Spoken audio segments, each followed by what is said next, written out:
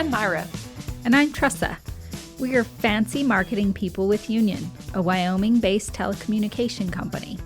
Yes, Wyoming really does exist. We proudly serve the Rocky Mountain region. On this podcast, we will feature businesses, organizations, nonprofits, and influential people from Utah, Colorado, and Wyoming. Our mission is to highlight those who inspire their communities daily.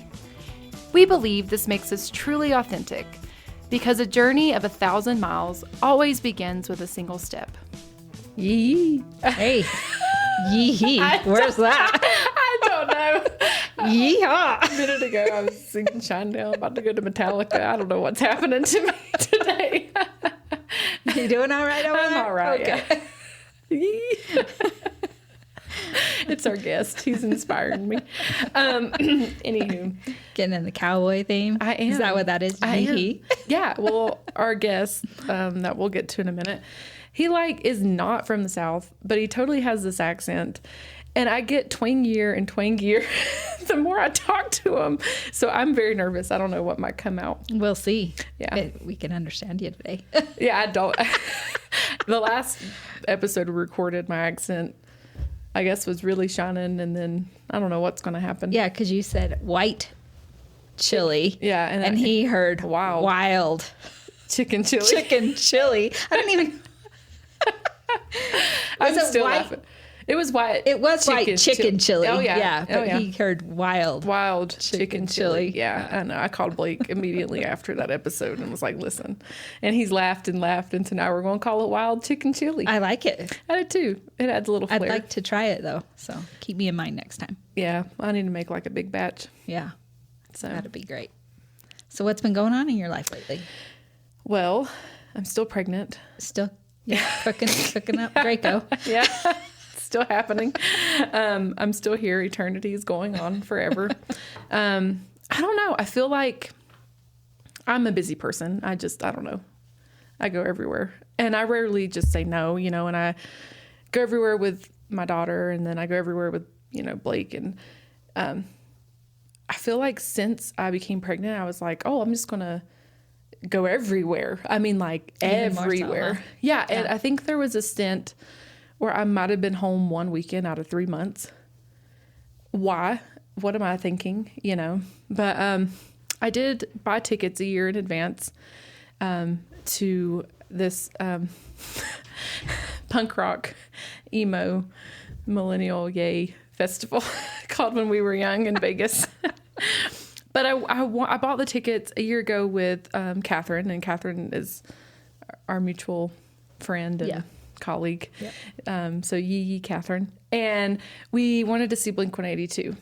And little did I didn't know my life would unfold the way it was. So anywho, that was not long ago. And I went 7 months pregnant in 95-degree heat in Vegas. How was it? Worth it? It was miserable. Miserable? Yeah. I mean, it was fun and miserable all in the same moment. Yeah. Yeah. So I'm like, this is why I don't plan things. Usually when I go on a trip, I book it 2 weeks. Yeah, 2 weeks in advance. Yeah, I literally booked a trip to Italy in 2 weeks. I was like, I'm just going to Italy. And hey, Tressa, by the way. Yeah, you're like, hey, can I have some days off because I just booked a trip? Yeah. It's only 2 weeks away. But surprise, I never leave. I never take time off. But when I do, it's like, see ya, it's tomorrow. Don't call me. So yeah, I don't know. I think I learned a lesson.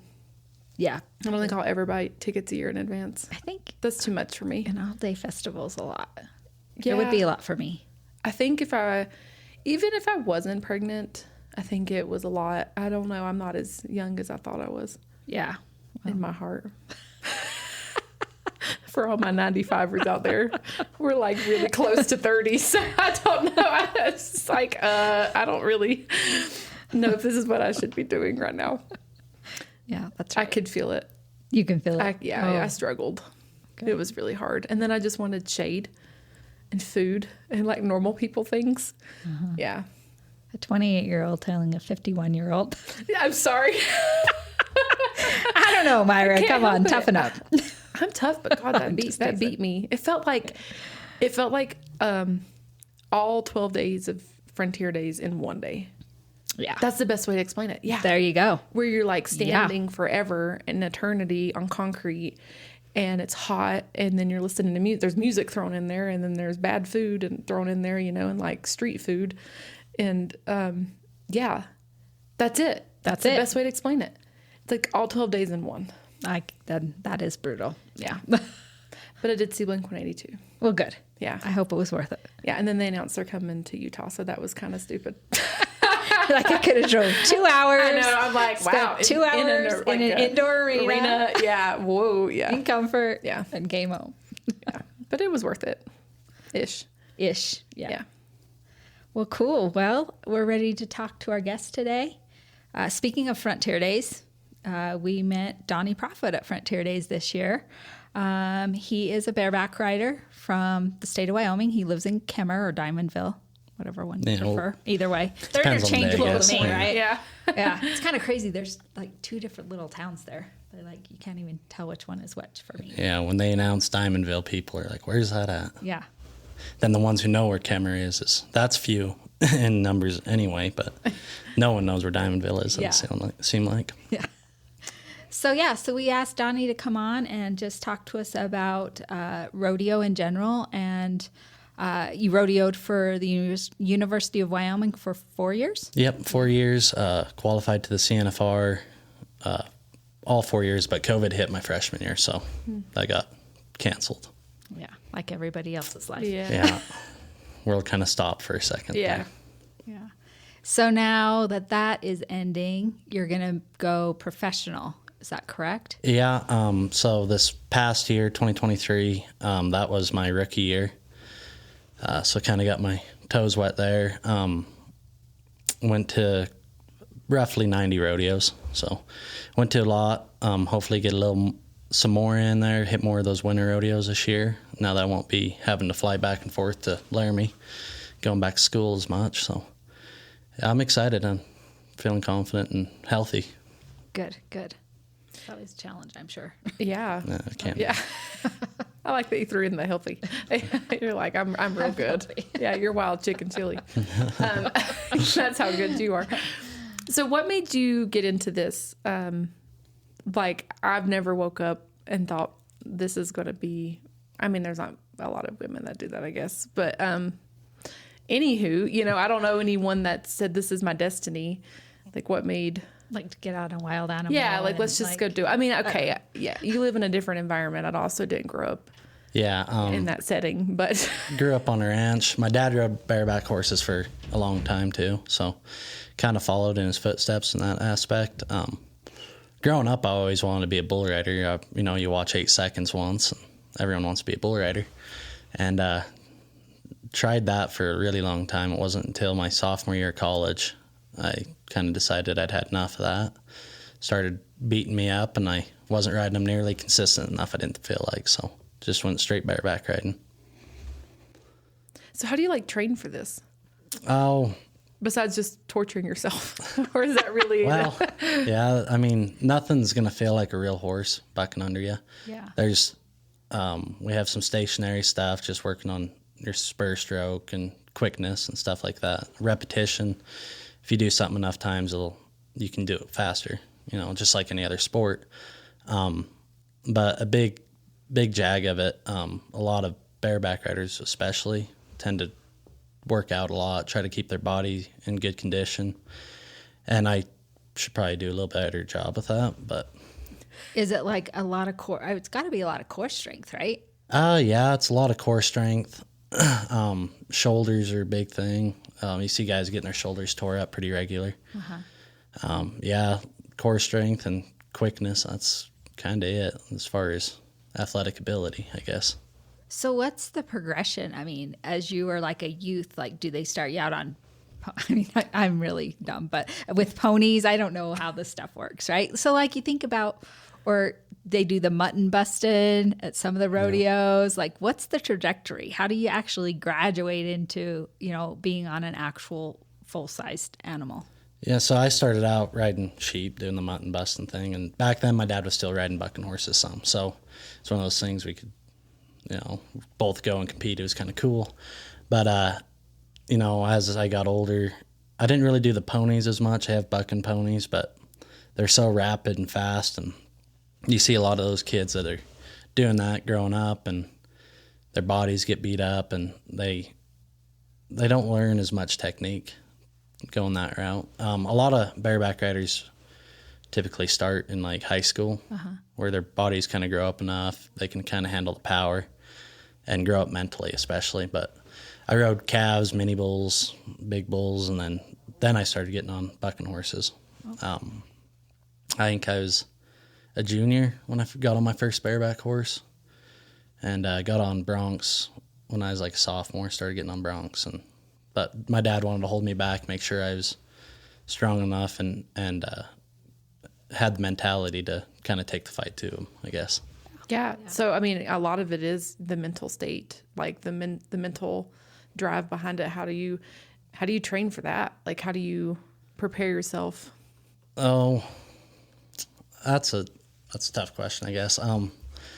For me, it was easy for me to transfer my wrestling background, the mentality with wrestling. You're out there by yourself. That can be scary for a lot of people. Don't have a team to depend on.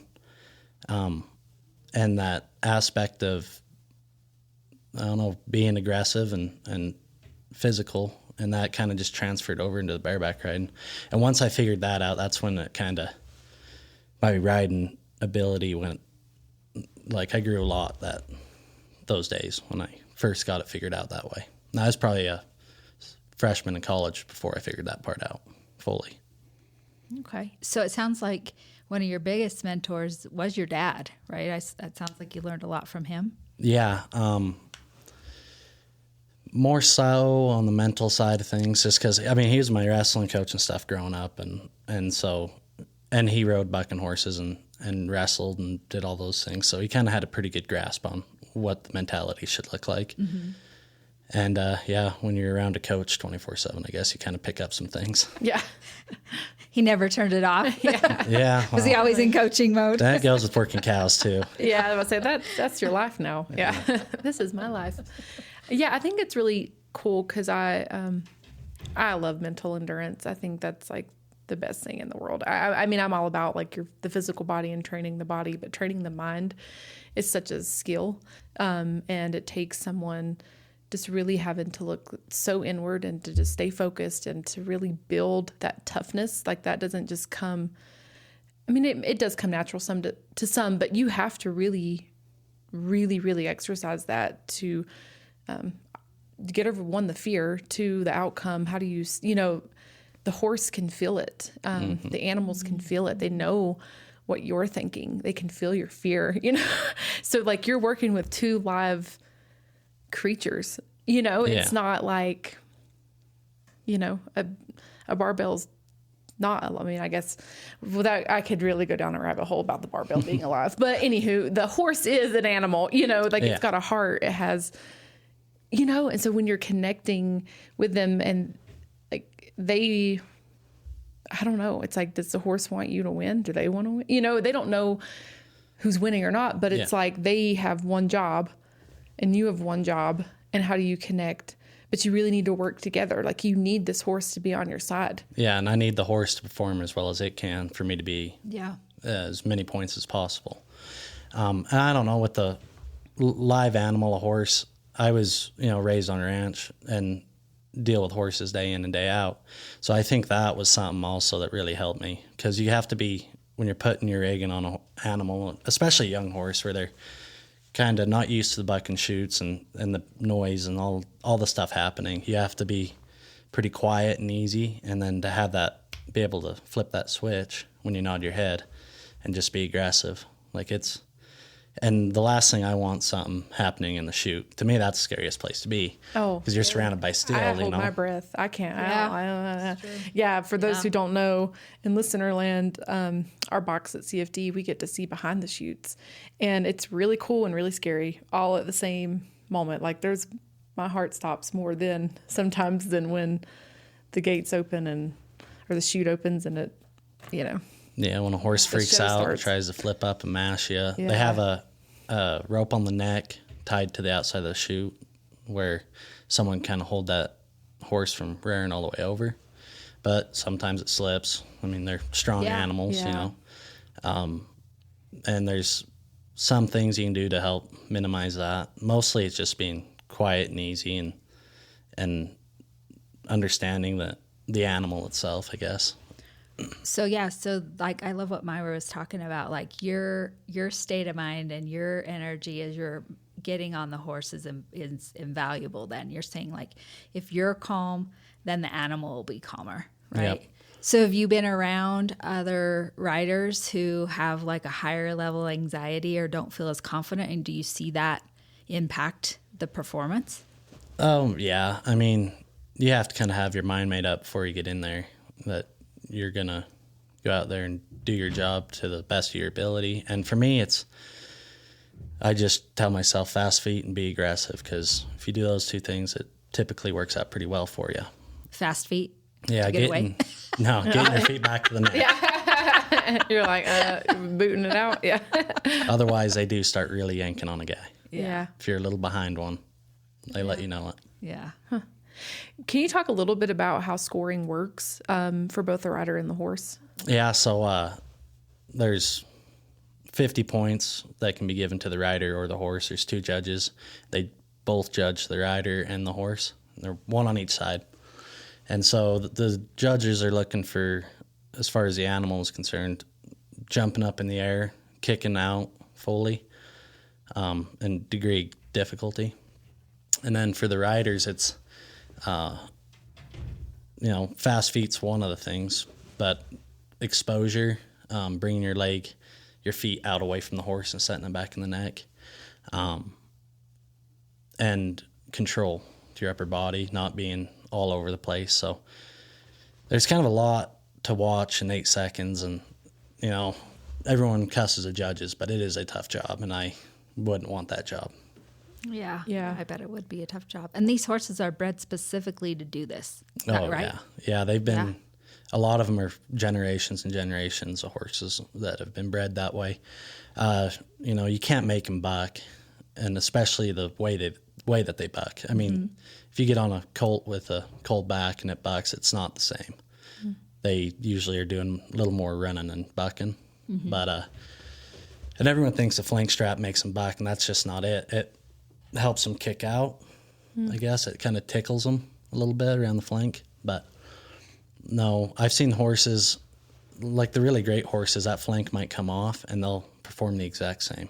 And it's pretty impressive to watch. But then there's things like the rider can do to help these horses buck. Like we call it picking them up. So you kind of drag and try to almost pull the front end of the horse off the ground. It slows them up a little bit and can increase your chances of getting a good score. That's good to know, because I was one of those people who assumed that the flank strap was what caused the animal to buck, but that really has not much relevancy to it. No, and they're bred to buck, and then they're kind of taught how to do it, I guess. So I have the opportunity in Laramie, great contractor, Summit Pro Rodeo, J.D. Hammaker. I've got to go out there while they dummy buck colts. So they have like this little box thing that goes on their back, and it's attached to like a flank, and they turn that horse out and they let it buck for a few seconds and hit a button and it pops and releases that off of them. And they do that a handful of times, but that's more for them to have something on them to feel like what that feels like. Mm-hmm. Yeah. And they can kind of go through their horses then and be like, well, this one just doesn't have it. And it might find a new home. It might go somewhere else. Who knows? Yeah. You ain't it. You are not the star. they might use it to pick up on. A lot of those pickup men, they ride a lot of buck and horse rejects. A lot of times. That's cool. I love that pickup girl at CFD. The pickup whoever you are, sister. Yeah. All of them. Yeah, I know the guys are cool woman, too. The man. But their horses, like last year was my first year at CFD, and watching the pickup men's horses and the gal's horse, she'd get all the equipment that came off of the riders' stuff. The flank straps. And stuff, yeah. And those horses are like trained so well. It's like they turn on a dime. They stop on a dime. It mesmerized me. Seriously, the most controlled thing I've ever seen in my life. And controlled chaos. It is. Yeah. I just like it when they start whipping the ropes around and the bulls are like, oh, you mean business? Okay. Yeah. Like We personify them a lot. I don't know. I give them personalities. So, And good pickup men are, irreplaceable. Like you feel a lot safer when you know the guy out there can give you a hand if you get in a tight spot. Yeah. Yeah, absolutely.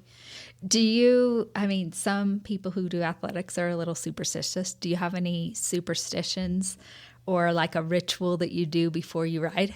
Oh, kind of, I guess. I always tie my left boot on first. Okay. And so I do that. Before I get on, I squat and slap the insides of my legs, kind of like my switch.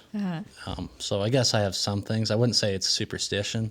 Like if I didn't do it that way, it wouldn't affect me, but more like it's ritual. just habit. Yeah. I tape up roughly 45 minutes before the rodeo starts, between 30 and 45 minutes. So there's some things that I like to do the same.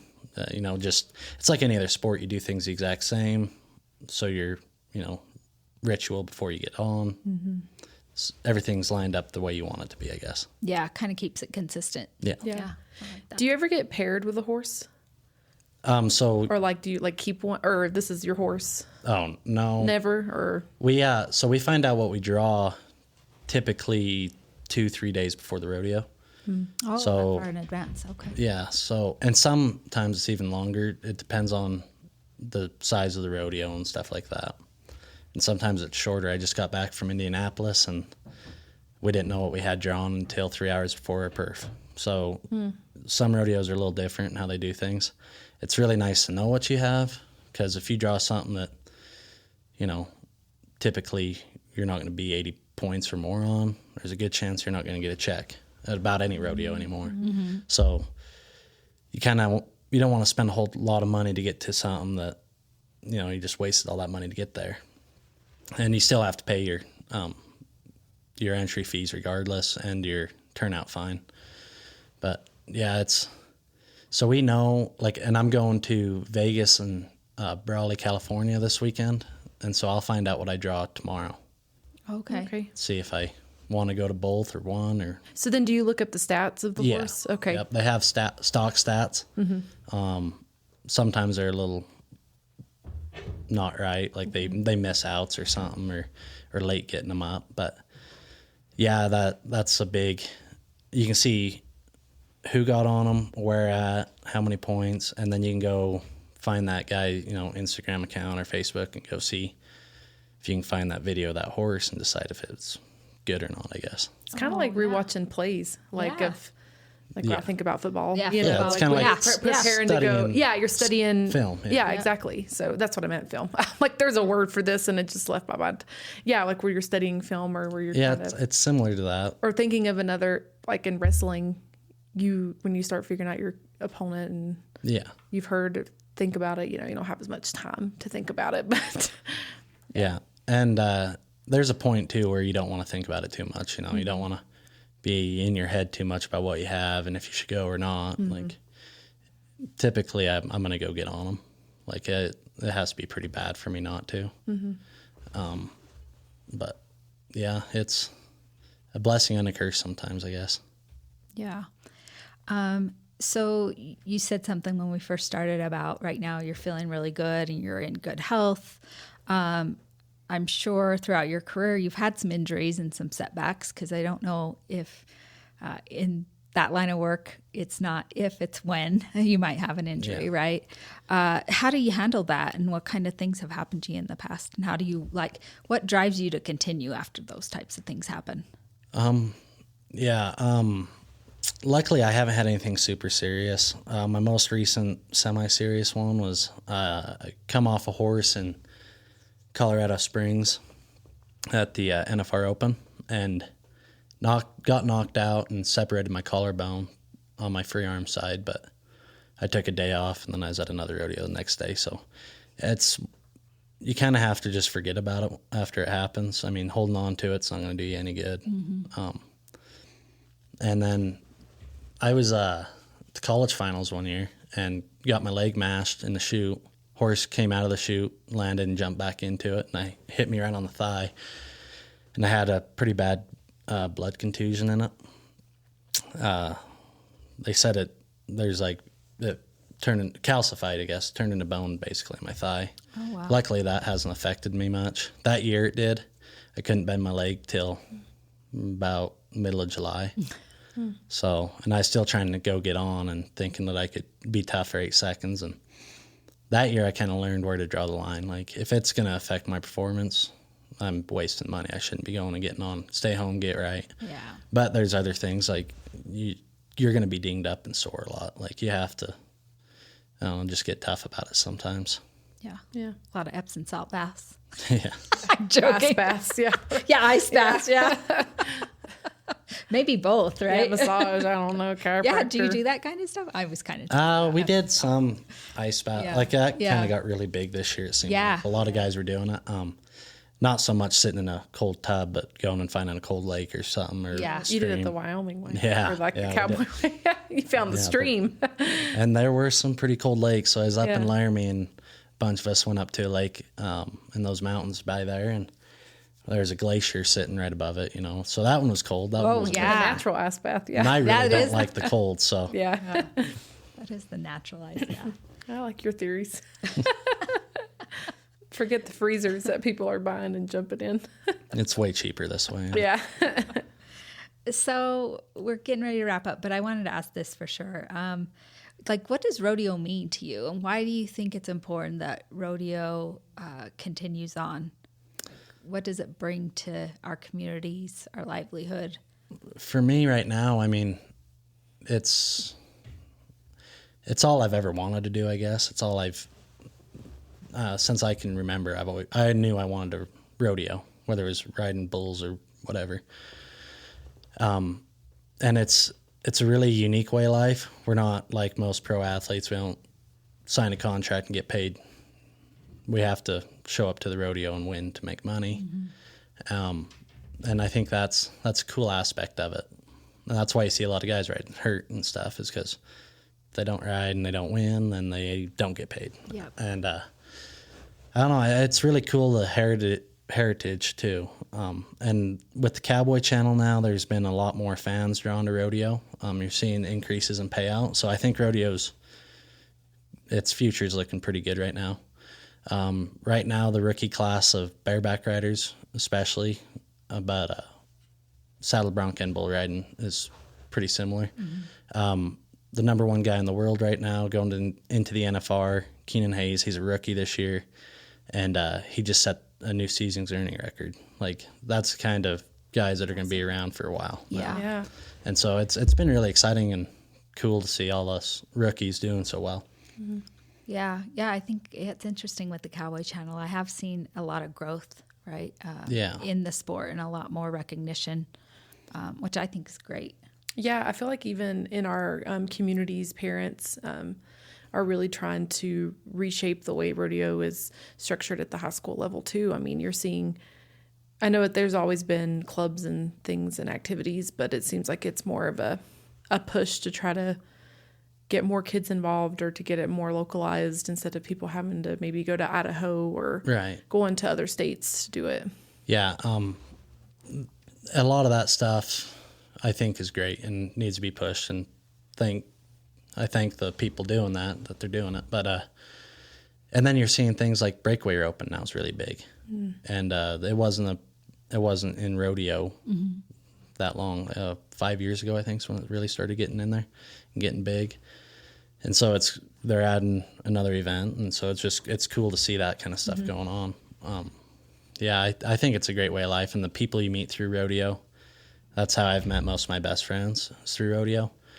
Great people I know I could call if I was in a bind 10 hours away, needed help, they'd be there. Yeah. So that's the other really cool thing. It's such a tight-knit family, I guess. And you kind of, I wouldn't say you know everyone, but you know a lot of them, I guess. Yeah. A lot of the people in your job. So is the ultimate goal, or like the Super Bowl stage, to rodeo the NFR? Yeah, that is, we call it the World Series of Rodeo. Okay, pretty much. yeah, So, okay. yeah, that's my goal this next year. I ended up 36th in the world this year, not where I wanted to be, but It's not bad. Yeah, I went You know, through I'm about to say that's not too shabby. I mean, I get it. Yeah, but I you know how it is. You could always do better. Could always it's go in worse, the but world always, now, Donnie. Yeah. Okay, yeah, no, I get it. So where do we need to have you in 2024 to get you to the NFR? Top 15. Top 15. All right, We've got you. all right. We're So gonna make this happen. listeners, ladies, whoever's out there, put the good juju out. That's right. For Donnie. Yeah. Awesome. Well, before we end, how do you stay authentic? How do I what? Stay authentic. I don't know. I guess I always end up going back home and helping my dad on the ranch, and we do things a little old school way, I guess. We don't really believe in four-wheelers and motorcycles. We ride horses, and we trail our cows from Kemmer to Bridger Valley every year. We're fixing to do it again in November after Thanksgiving. So that'll be fun. So I guess that's how I stay authentic. Go back home and be a cowboy for a while. Yeah. I love it. I do Back too. to your roots. Yeah. Awesome. Well, thank you, Donnie. We really appreciate you being on the podcast today. Thanks for having me. Yeah. Thanks. Until next time. Stay authentic.